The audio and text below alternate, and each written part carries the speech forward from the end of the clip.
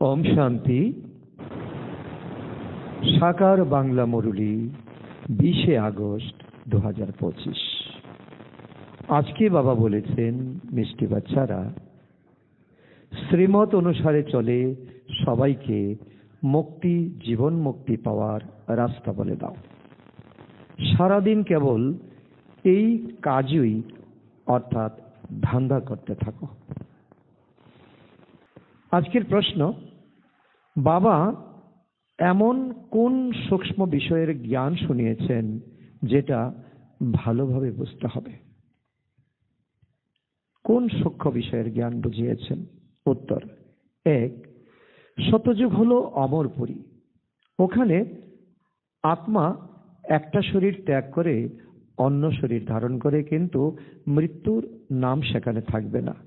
তাই ওই দুনিয়াকে মৃত্যুপুরী বলা হয় না।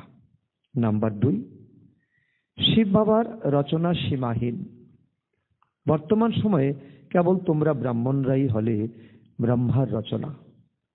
ত্রিমূর্তি ব্রহ্মা বলা হয়, কিন্তু ত্রিমূর্তি শিব বলা হয়, কিন্তু ত্রিমূর্তি ব্রহ্মা বলা হয় না।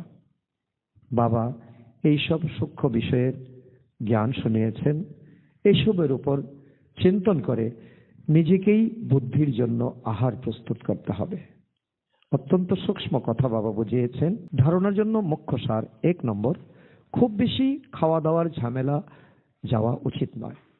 লোভ ত্যাগ করে সীমাহীন উত্তরাধিকারের সুখকে স্মরণ করতে হবে।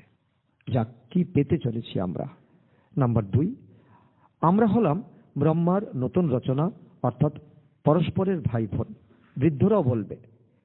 এই বিষয়টা আন্তরিকভাবে বুঝতে হবে, কাউকে বলার প্রয়োজন নেই। শিব বাবা আমাদেরকে পড়াচ্ছেন, এটা স্মরণে রেখে সর্বদা খুশিতে থাকতে হবে।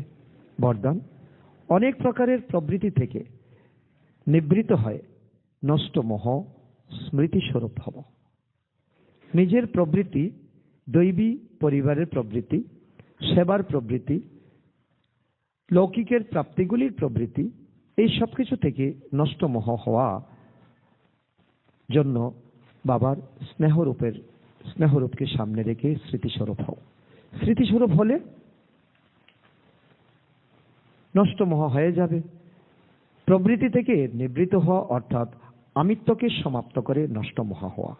এই নষ্ট মোহ হওয়া বাচ্চারাই দীর্ঘ সময়ের পুরুষার্থের দ্বারা দীর্ঘ সময়ের প্রলব্ধের প্রাপ্তির অধিকারী হয়।